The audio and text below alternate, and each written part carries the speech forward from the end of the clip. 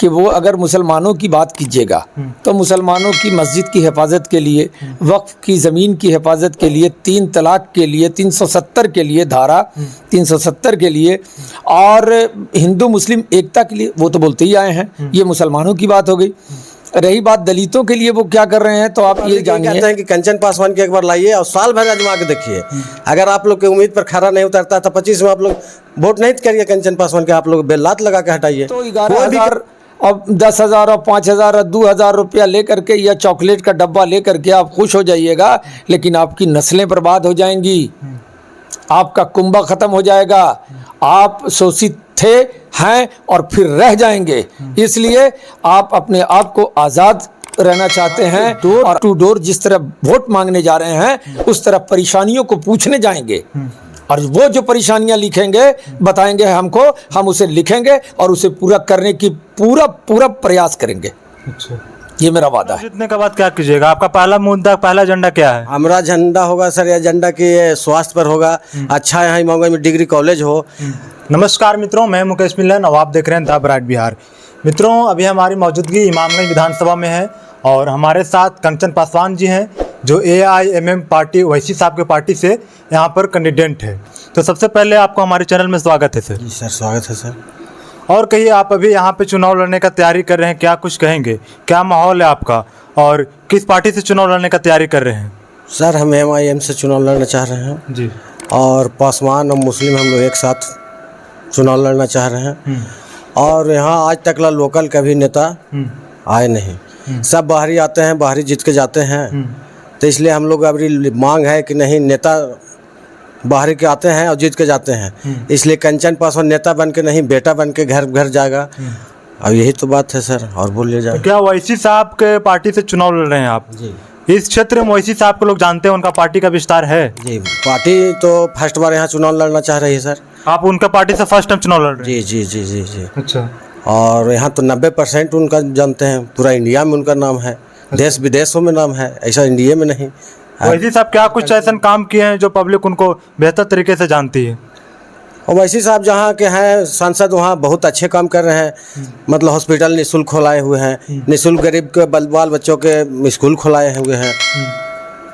आपके चुनाव प्रचार में इमामगंज आएंगे? इमामगंज का दौरा होगा? जी एकदम दौरा होगा सर, दौरा तो होगा।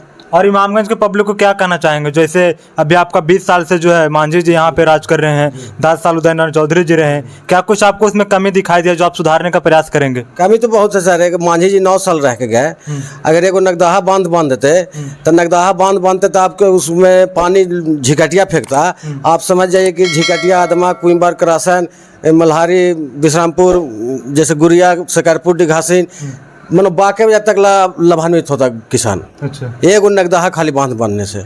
वो तो नगदाहा कुछ नहीं, हल्का सा 20-25 लाख के अमाउंट देते, उतना में बन जाता, लेकिन वो भी नहीं दिए। वो मांझी जी के सिर्फ काम हुआ कि चलिए चापाकल, उससे आगे कोई काम नहीं किए। आप चुनाव जीतने के बाद क्या कीजिएगा? आपका पहला मुद्दा, पहला एजेंडा क्या है? हमारा झंडा होगा सर, एजेंडा की स्वास्थ्य पर होगा। अच्छा यहाँ इमामगंज में डिग्री कॉलेज हो, नहर हो, बांध हो। यहाँ हम लोग के इमामगंज में आज तक कितने विधायक आए, कितने गए, लेकिन आज तक हम लोग जगह नहर के पानी नहीं आता है। गरीब किसान जितने जो है, एक पानी के लिए धान मर जाएगा, गेहूँ खत्म हो जाता है। तो वो ऐसा सिंचाई वालों की व्यवस्था होना चाहिए। अच्छा, और क्या कुछ आपका पब्लिक से जाते जाते कहेंगे आप? पब्लिक से कहना चाहते हैं कि कंचन पासवान नेता बन के नहीं, बेटा बन के आपको पास जा रहा है। अच्छा। अब एक बार आप बेटा का मौका दीजिए, साल भर के टाइम है, 6 महीना में तो फिर चुनाव 25 में होबे करेगा। आप अगर अच्छा से हम नहीं काम करते तो 25 में आप हमको निगलेक्ट करिए। अच्छा, लेकिन आप हमको 1 साल के टाइम दीजिए। और हमारे साथ AIMM पार्टी के जिला अध्यक्ष जी भी हैं, इनसे भी हम बातचीत करेंगे। सबसे पहले आपको हमारे चैनल में स्वागत है सर। बहुत बहुत शुक्रिया, आपने अपने चैनल में हमें जगह दिया, इसके लिए हम भी आपके शुक्रगुजार हैं। सबसे पहले आप हमारे पब्लिक को अपना परिचय दे दीजिए। मेरा नाम जफरुल बारी है और मैं ज़िला अध्यक्ष हूँ AIMIM से, और ये असदुद्दीन ओवैसी साहब की पार्टी है। ये जग जानती है कि असदुद्दीन ओवैसी साहब दलित के लिए और शोषित लोगों के लिए, चाहे वो पंडित ही क्यों ना हो, राजपूत और भूमियार ही क्यों ना हो, अगर शोषित हैं तो उनके लिए लड़ने वाली जो सलाहियत, वो जो शक्ति है वो ओवैसी साहब में है और वो उनके लिए लड़ रहे हैं। ओवैसी साहब अभी पूरे बिहार में चुनाव लड़ रहे हैं, सिर्फ इमामगंज? ये बाई इलेक्शन है। अच्छा, ये बाई इलेक्शन हमारे जहाँ जहाँ बाई इलेक्शन हो रहे वहाँ वहाँ लड़ेंगे। बिहार में 4 जगह बाई इलेक्शन होना है। एक तरारी है, दूसरा रामगढ़ है, और तीसरा इमामगंज है, और चौथा बेलागंज है। हमारी पार्टी ने ये ऐलान कर रखा है कि 2 जगह हमें कैंडिडेट है, हम 2 जगह लड़ रहे हैं, और हमारी तैयारियां चल रही हैं रामगढ़ से भी और तरारी से भी। देखिए आगे क्या होता है। आपके पार्टी का राष्ट्रीय अध्यक्ष का यहाँ इमामगंज दौरा होगा? बिल्कुल होगा, और राष्ट्रीय अध्यक्ष आएंगे। राष्ट्रीय अध्यक्ष हमारे सब कुछ तो हमारे वही हैं, और वही नहीं आएंगे तो हम चुनाव कैसे लड़ेंगे? तो वो आएंगे और ज़रूर आएंगे। उनके बारे में कुछ ऐसा कुछ काम बताइए जो उनका पूरा पब्लिक जानती हो, या फिर उन्हें लोग समर्थन कर उनका वोट करे। देखिए सारी चीज़ तो सामने है ही है, लोग टीवी चैनलों से और भी चैनल से, सोशल मीडिया से लेकर टीवी चैनलों तक से लोग जानते हैं। लेकिन जहाँ तक हम जानते हैं कि वो अगर मुसलमानों की बात कीजिएगा तो मुसलमानों की मस्जिद की हिफाजत के लिए, वक्फ की ज़मीन की हिफाजत के लिए, 3 तलाक के लिए, 370 के लिए, धारा 370 के लिए, और हिंदू मुस्लिम एकता के लिए, वो तो बोलते ही आए हैं। ये मुसलमानों की बात हो गई। रही बात दलितों के लिए वो क्या कर रहे हैं, तो आप ये जानिए कि ये ऐसा दौर चल रहा है, यहाँ पर दलितों के लिए ये किया जा रहा है कि मनुस्मृति लाने की जो लोगों की मंशा है, ख्वाहिश है, उसके विपरीत जा रहे हैं। भीमराव अंबेडकर जी के साथ जा रहे हैं कि मनुस्मृति अगर आएगी तो हमारे दलित भाई जो हैं वो फिर 100 साल पहले वाले दलित भाई हो जाएंगे। और ये कैसा इंसाफ है कि दलित भाई 80% हैं, हुकूमत आपकी है। तो ये बात तो दलित भाई को समझने की ज़रूरत है, मुसलमानों को समझने की ज़रूरत है। हम मुसलमान और पिछड़ा वर्ग और शोषित वर्ग, चाहे वो भूमियार ही बिरादरी का क्यों ना हो, हम लोग उनके साथ खड़े हैं। ओवैसी साहब का झंडा लिए, ओवैसी साहब का यही मंशा है। अच्छा, आप चूंकि यहाँ गया जिला के अध्यक्ष रह चुके हैं, इमामगंज रह चुके नहीं हैं, अभी हैं, फिलहाल अभी हैं, तो आपको तो इमामगंज के बारे में काफी अच्छी जानकारी होगी।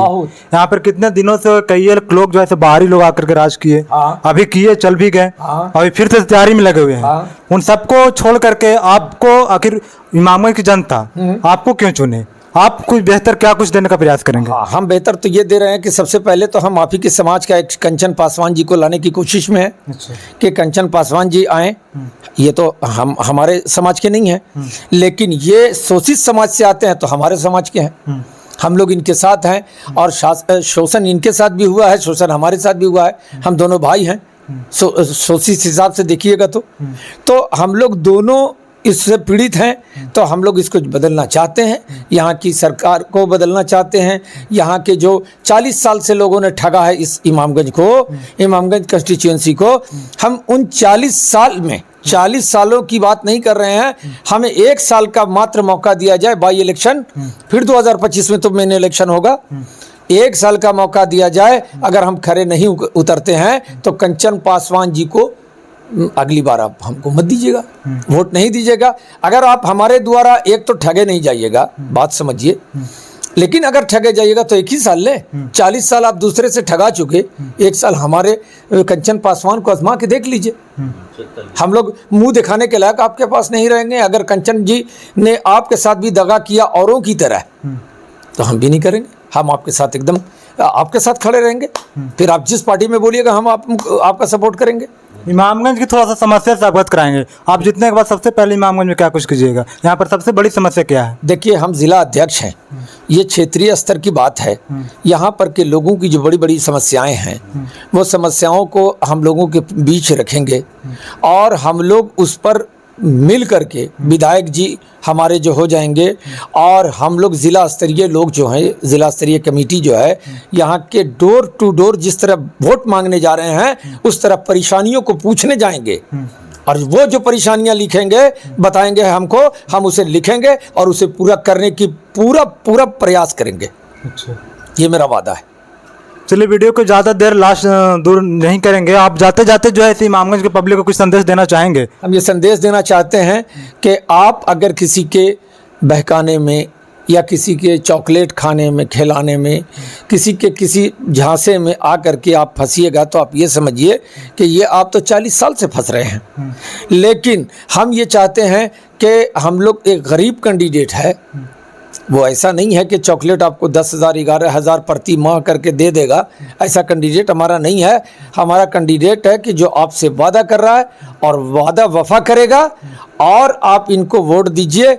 अगर इनको आप वोट नहीं देते हैं तो आप तो 11,000 और 10,000 और 5,000 और 2,000 रुपया ले करके या चॉकलेट का डब्बा ले करके आप खुश हो जाइएगा, लेकिन आपकी नस्लें बर्बाद हो जाएंगी, आपका कुंबा ख़त्म हो जाएगा, आप शोषित थे हैं और फिर रह जाएंगे। इसलिए आप अपने आप को आज़ाद रहना चाहते हैं और आप अपने आप को खुश देखना चाहते हैं तो हमारा साथ दीजिए और कंचन पासवान जी को विजयी कीजिए यहाँ से इमामगंज कॉन्स्टिट्यूएंसी से। कंचन पासवान जी से हम थोड़ा सा बात करेंगे। आप क्या क्या कुछ वादा कर रहे हैं इमामगंज की जनता को जीतने के बाद, क्या कुछ करने का वादा कर रहे हैं? तो यही कहेंगे सर कि यहाँ नहर, डैम, पानी, सिंचाई सारा चीज़ होगा। जो जनता का मांग होगा उस पर खरा उतरा जाएगा। ऐसा नहीं कि अपने मन से कोई काम होगा। जनता की समस्या सब अवगत होंगे, उसके बाद उनकी समस्याओं को सुलझा घर में जाके पूछेंगे, जैसे वोट मांगने जाएंगे उस ढंग से जाके पूछेंगे क्या परेशानी है, जो परेशानी बतावेंगे उसको हम लोग निपटेंगे।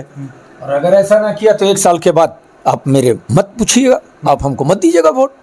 मांझी जी है ना सर 9 साल, मांझी की बात करते हैं, किसी अथी के नहीं देते। मांझी जी के तो SC ST के उनका मंत्री था बेटा, अपने केंद्र में थे। कम से कम 30-40 हज़ार कॉलोनी स्पेशल पैकेज तो लेके आते हैं। महादलित के आप देते, किसी को नहीं देते। पासवान के नहीं देते, पासी के नहीं देते, लोहार के नहीं देते, बढ़े के नहीं देते, किसी को समाज के नहीं देते। आप अपने समाज के देते, मांझी समाज के देते। और वो नहीं किए तो कम से कम जिसको वास्तविक पर्चा मिला था 3 डिसमिल 4 डिसमिल, आप तो बात किए थे कि भूमिहीन के 4 डिसमिल 5 डिसमिल जमीन मिलेगा, वो नहीं दिए। जिसको वास्तविक पर्चा मिलल था वो तो कम से कम आप कब्जा कराते। दुनिया जगह सरकार में है, केंद्र से लेकर राज्य तक सरकार में है। आपको क्या विपक्ष में थे कि हमको नहीं फंड मिल रहा है, नहीं अलॉटमेंट मिल रहा है? ऐसा तो बात नहीं था। आप जब दुनिया जगह राज्य में सरकार और केंद्र में सरकार और इमामगंज के विधानसभा के विकास न हो तो इमामगंज के दुर्भाग्य है जनता के। इससे बड़ा दुर्भाग्य कोई कह ही नहीं सकता है। तो क्या कहेगा इमामगंज के पब्लिक को जो देख रहे हैं? इमामगंज के पब्लिक यही कहते हैं कि कंचन पासवान की एक बार लाइए और साल भर आजमा के देखिए। अगर आप लोग की उम्मीद पर खरा नहीं उतरता तो 25 में आप लोग वोट नहीं करिए कंचन पासवान के, आप लोग बेलात लगा के हटाइए। कोई भी कैंडिडेट वैसा अगर नहीं काम करता तो उसको तुरंत चेंजिंग करिए। हाँ, तो आप लोगों ने सुना जैसे हमारे साथ अभी AIMIM के पार्टी के कैंडिडेट इमामगंज के विधायक उम्मीदवार कंचन पासवान जी एवं उनके जिला अध्यक्ष जी थे। तो आप लोग इनके बारे में क्या कुछ सोचते हैं? आखिर इमामगंज में बदलाव होना चाहिए या ना होना चाहिए, इनके बारे में आप क्या सोचते हैं? कमेंट करके बताइएगा। फिर मिलते हैं किसी नेक्स्ट वीडियो में। जय हिंद, जय भारत।